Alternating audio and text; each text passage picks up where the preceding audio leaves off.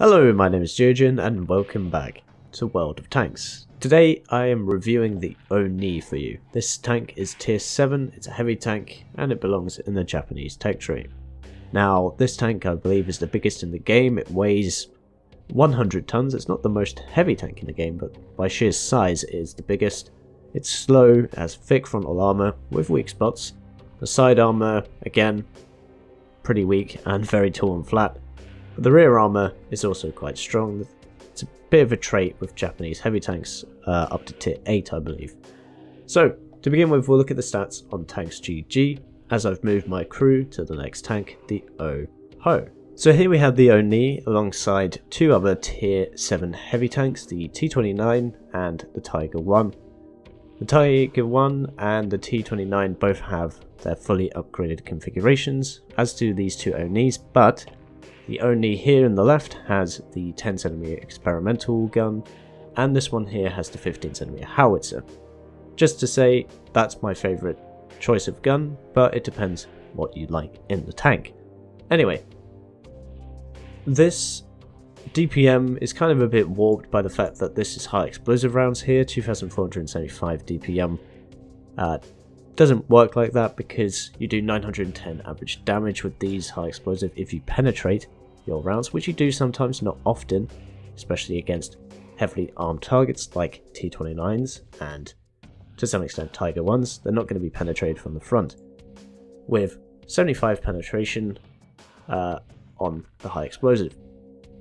The 10cm gun, experimental, has 190 pen, which is worse than that of the T-29 and Tiger 1, so your penetration is certainly nothing to be excited about. Damage of 330 with these rounds is quite good, slightly better than the T-29, better than the Tiger 1, but the DPM of both of these vehicles is worse than the Tiger 1. 2241 DPM on the Tiger 1 is really nice. Module damage for the Oni with the high explosive, 203, much higher than that of the other tanks, because of A, the caliber, and the type of ammunition, I would imagine. Rate of fire is low, worst in class, or worst in selection with the high explosive. Reload time is very long indeed. But it is still quite long if you use the 105mm, and you lose rate of fire and DPM if you upgrade to the experimental version from the stock gun. That is something to bear in mind, but your penetration at stock is only 175 with 201 at premium rounds, or with premium rounds rather. Your weapon handling is not great in the Oni, 3.1 second aim time with the 10cm gun, and 3.36 with the 15cm howitzer. You might be thinking, why is that? It's a howitzer. Surely it should have slightly longer, and the 105 should have slightly less aim time. Well, you would think so, but they're basically the same. Only 0.2 of a second difference at stock. Without equipment, your accuracy, of course, is much worse than that of, well, the 105mm, and it's definitely worse than the Tiger 1 and even the T-29. But only with the 105 equals that of the T-29 with its accuracy. Dispersion of these three tanks is the same. Tiger 1 is better, with the exception of, well no, the Tiger 1 is better in all of the categories, and the Oni, or Onis I guess, are slightly better than that of the T-29 with regards to turret traverse, but it's a very minor factor. Now the movement of these tanks is very slow. Oh wow, it is slow indeed, 25 km an hour top speed in forward motion for both of the Onis. The engine of course is the same of 1200 horsepower. With the T-29 and the Tiger 1 having a weaker engine, but of course they weigh a lot less. The power to weight ratio is 12.06 for the Oni with the howitzer and 11.93, basically the same, but an interesting little difference there. Turret traverse is also very slow, 18 degrees a second. Apparently the Tiger 1's is also that, which is somewhat surprising. The T-29 has better turret traverse than these two vehicles. With regards to armour, the raw thickness is 175 at the front, 70 on the side and 150 at the rear, and it's better than the T-29 and the Tiger 1. However, there are weaknesses, which we will see in a moment, but Against tier 5s and tier 6s, this tank does excel, and in some regards, tier 8 tanks will struggle, unless they know exactly where to hit you in the weaknesses. Tier 9s will easily blast the front of you, unless you angle extremely and get quite lucky. The health of both of these tanks, of the Oni, is 1550, and that's slightly better than the Tiger one's 1500, and a little bit, well, a lot better in fact, than the T29. You can take an extra shot compared to the T29, with most guns that do, say, around 300 average damage. View range is the same for all of these tanks, so nothing new there, nothing different. Radio range, worst in class, but again, no one buys a tank based on radio range. So looking at the armour of the Oni, we can see several different things straight away. Lots of different armour zones and lots of thick frontal armour, but several weaknesses. So to begin with, the upper and lower plate is both 170mm in thickness. The armour angle, however, is different, 41 degrees here, and we have 21 down here, 21, 22. Which means the lower plate is technically weaker than the upper plate, 230 thickness here and 180, 190 here. Angling at this sort of angle will give you a better chance, 300mm of thickness here. Not many tanks can penetrate that. Even tier 10s will struggle to penetrate that unless their tank destroyers firing gold or, you know, gold ammo, heat ammo, 330 penetration. You're going to have to encounter that, especially at tier 9, you know, Soviet mediums, T54, Object 4 and 6 at tier 8, stuff like that. Now, additionally, the front of the turret is very strong, but it isn't the same thickness everywhere. On the front of it, it's 200 around the gun and the mantle. 150 to the sides, and even 150 on the cupola. So the cupola is in fact a weak spot. And 70mm of turret roof armor, which means it can't really be overmatched by any gun that I know of anyway. But if you're struggling to find a weakness of the tank, there are many weaknesses you can hit. And unfortunately for the Oni, the two turrets on the front here with these like 37mm guns, well, behind the gun is 175mm, which is great, both sides. But here and here, it's only 150. However, they are angled and curved, which means you could get unlucky and not be able to penetrate them.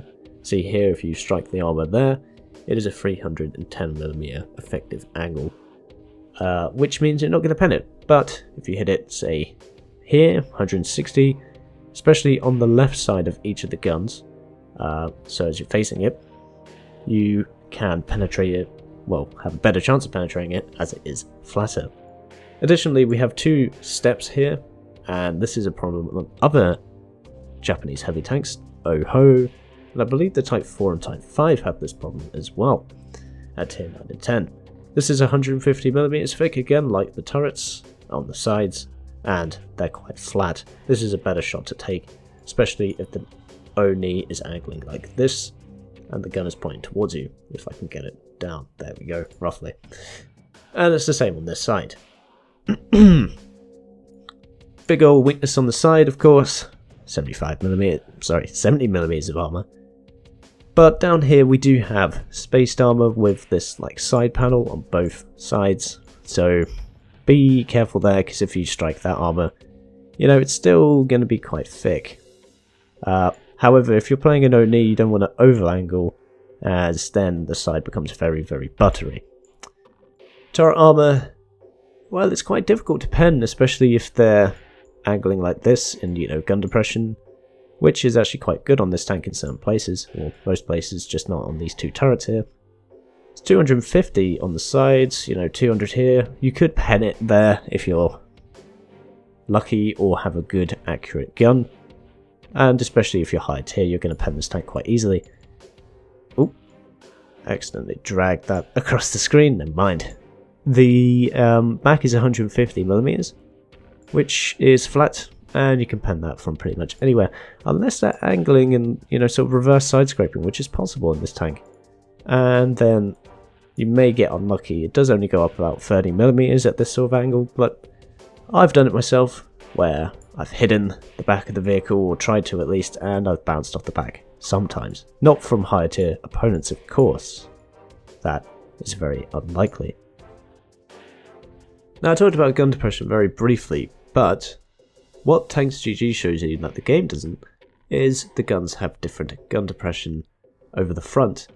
If you choose the 150mm gun, as you see here, you have 10 degrees of gun depression all around the vehicle, except over the turrets here. 5 degrees is the worst this tank has, especially over the turret here, 6 degrees as well, and there is 1 point in the middle, which is 10. However, if we change it to having a 10cm gun, the gun depression is much better over the front, only dropping down to 9 degrees in certain places. Something to bear in mind when you're playing this vehicle. So the last thing to do before we go into gameplay is crew skills and equipment, and ammunition loadout. Now, ignore the red lines here. This is because I have my OHO crew, which was the ONI crew. They are the same in terms of crew requirements. You need 2 radio operators, which is somewhat unfortunate, a loader, a driver, a gunner, and a commander. Now, of course, my first skill would be repairs. It's a big old heavy tank, and it needs to be able to keep moving if it is under fire. Get out of the way. You're not going to move very fast, so if you get tracked in the open, you're going to die. Pretty self-explanatory. It's a crew skill that most heavy tanks need first. Sixth sense I have, you know, artillery is always lurking for this tank, and you need to know if you've been seen. Other recommendations, the turret traverse is quite poor. You could improve that. I like to ram a lot of tanks in this vehicle, so controlled impact, where you do more damage and take less in return. Radio operator, situational awareness, better view range of course.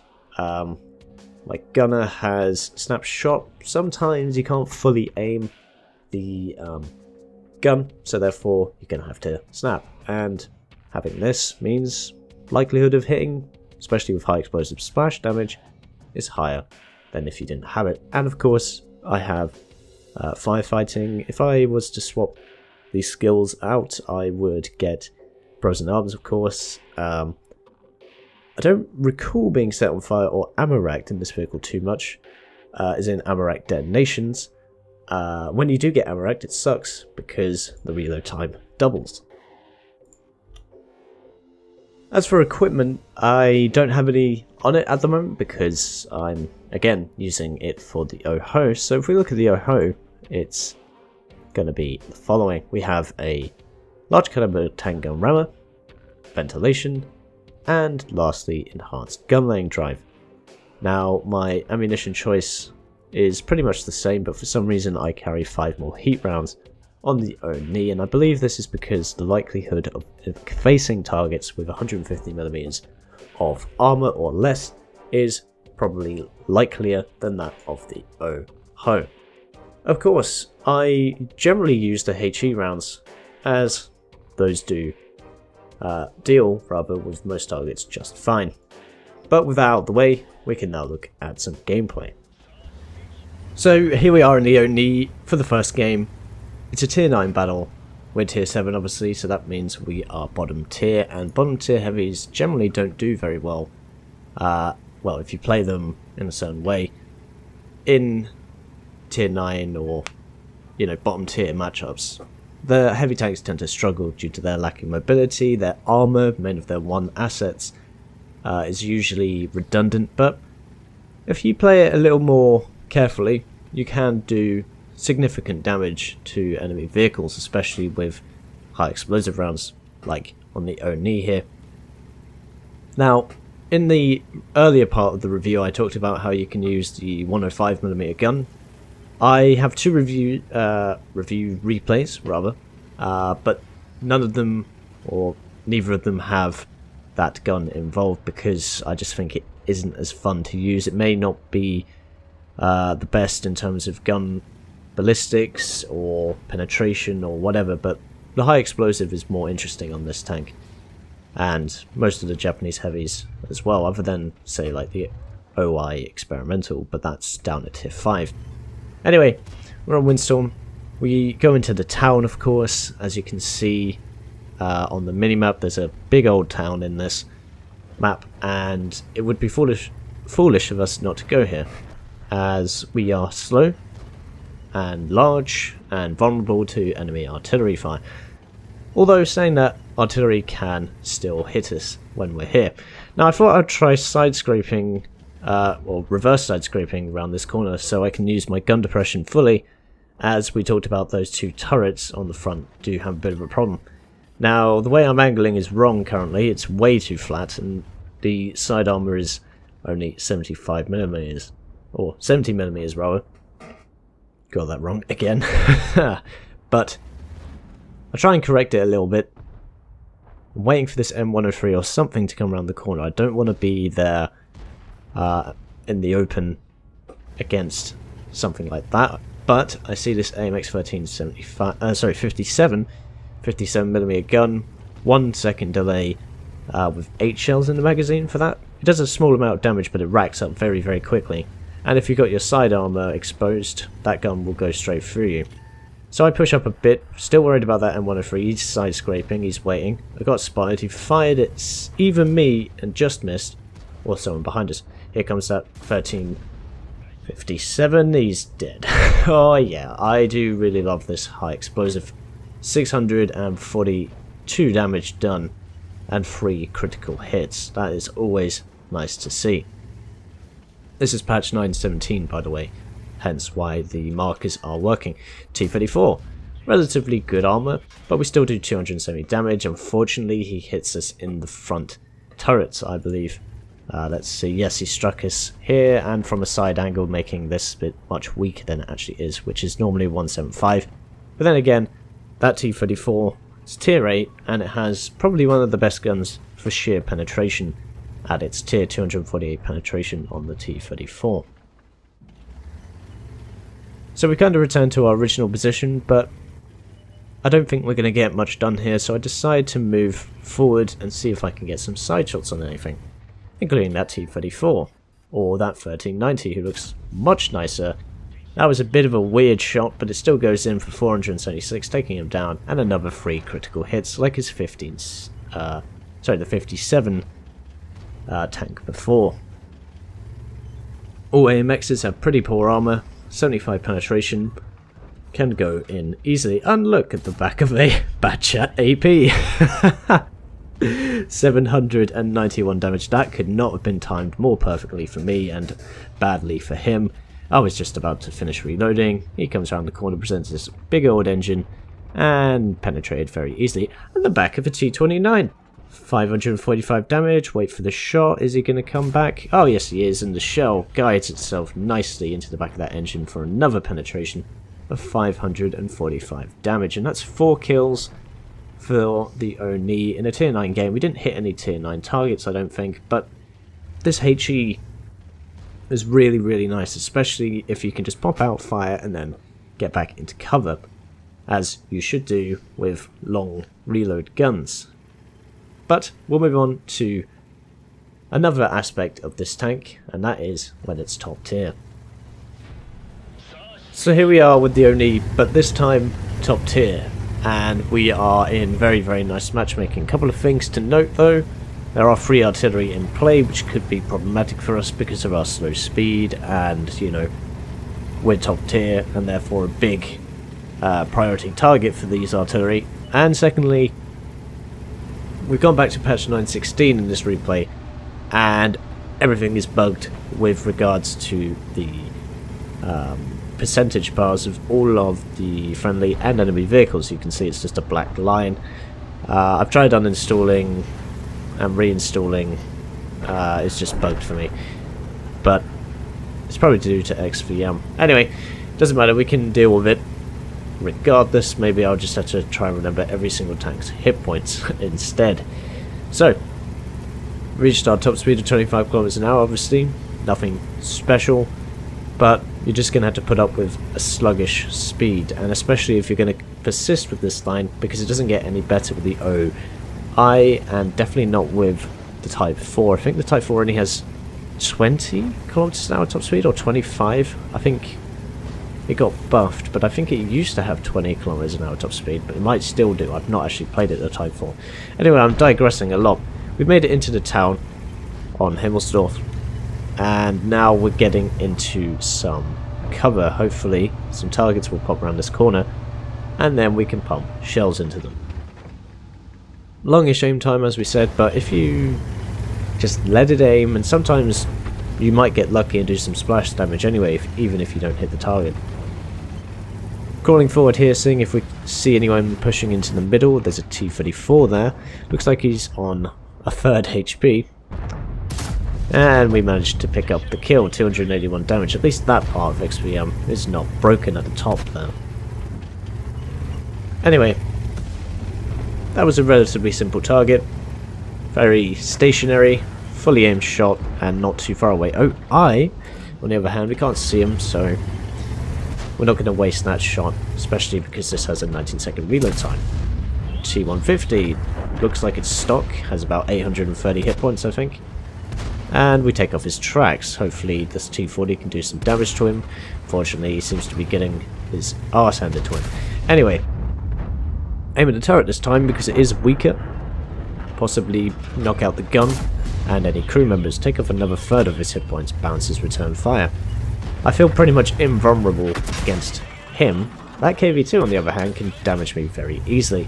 And to be fair to the T-150, he is stock and completely out of position. But if you're going to ram a target which has a 100-ton weight, you're not going to come out very well from it, especially if you're a very small heavy tank like that. That shot we didn't fully aim, and the M6 would have got out of the way of most of the damage, I believe. Unless we were very lucky. Dickimax is a problem for us, as he has quite a good gun. I'm not sure the penetration, but he doesn't shoot at us. We haven't reloaded, and he gets back into cover. That M6 is still there, obviously, so we pull forward. But so does he. And we've kind of got a problem. There's a KV-2 on our left, an M6 on our right, and that Dickimax. M6 comes forward, he tracks us. We managed to track him with our HE rounds. Fired 5 already. And the only problem is, if you get caught out in this tank, you know, surrounded on your own, you're going to die because of your poor reload time. Team-wise, we're not doing too well either. Quite lucky not to damage ourselves there with our own high explosive. That was very close quarters. But yeah, we're not doing too well in regards to the team list. We're 5 tanks down, so we need to try and pull this back. Thankfully, the KV-2 takes out that guy for us. This KV-2, however, well, we managed to deal with him before the turret turns. 4 kills, 1500 damage, and we're still 3 tanks down. Artillery, the M12 is out of action, which is good news for us because that thing is devastating. The grill and the SU-8, however, can be very annoying. Speaking of the grill, there he is. He fires, misses, alerts us to his presence. We have a fully aimed shot ready, and it goes just into his lower left. But it's high explosive. He has 240 hit points. He's not really going to get out of that one. And this is why I really like playing this ONI. Especially when you're in these matchups, you can just bully everything with your high explosive rounds. If they get your side armor, well, that's a problem.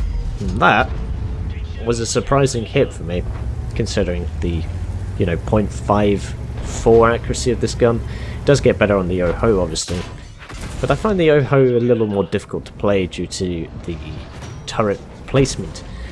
It's a little closer together. There's an IS. Doesn't look like he's fully upgraded from the outline.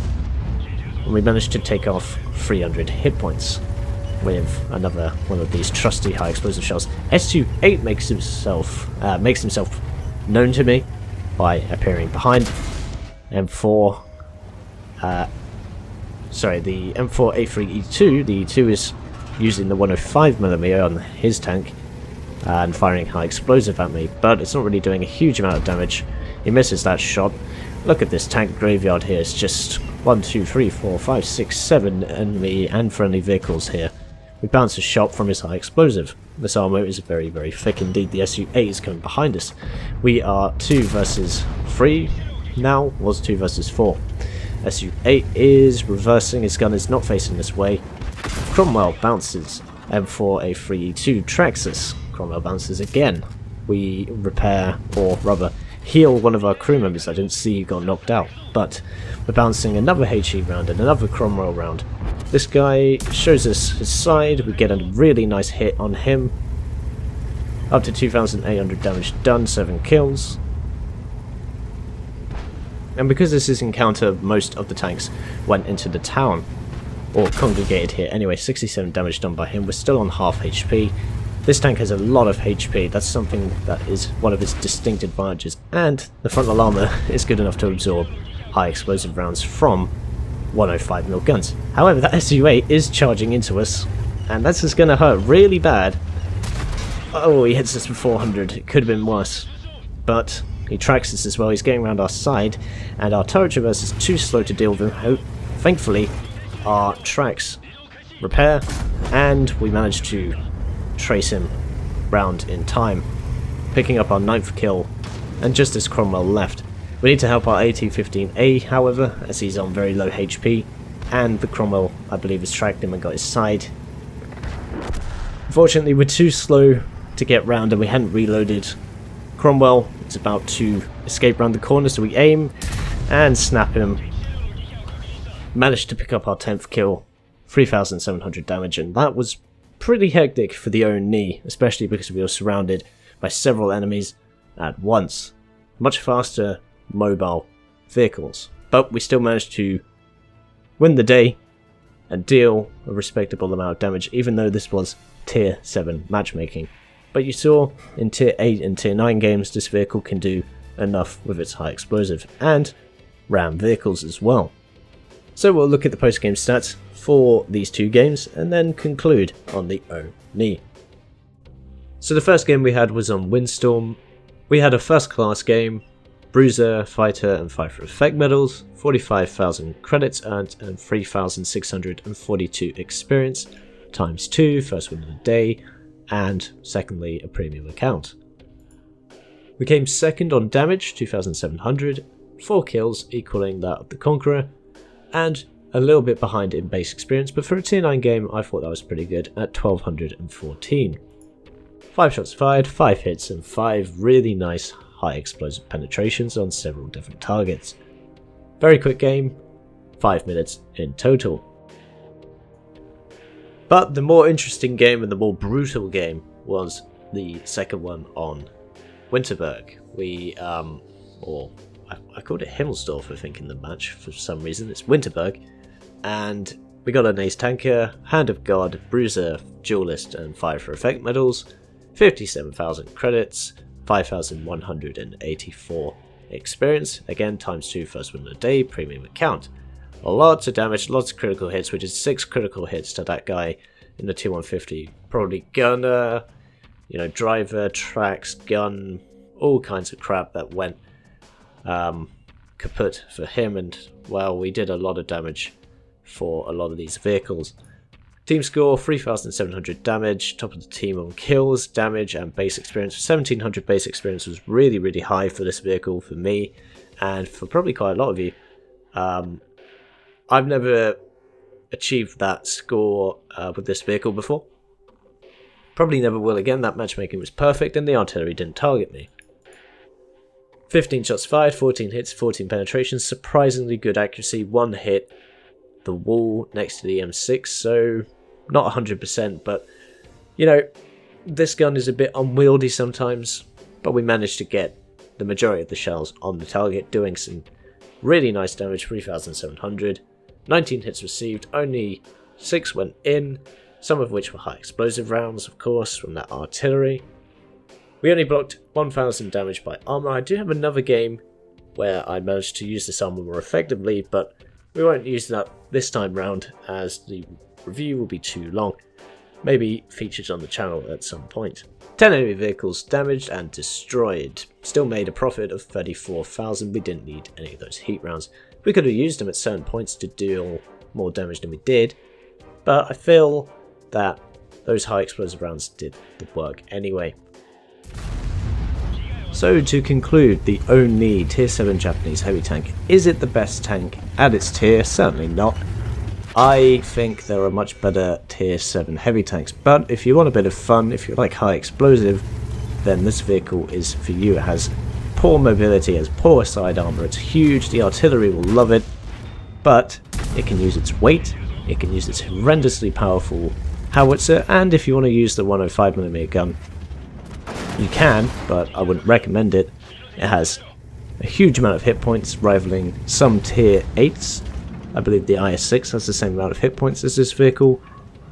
It's big, it's derpy, I like it. It's just a fun tank for me. It isn't fun when you're in the middle of the open on your own and there's artillery raining around, but if you play it a bit more conservatively, a bit more safely, then you can have a lot of fun. Hopefully this review is some use to you, and as always, I've been Geogen, and I'll see you chaps and chapettes in the next one.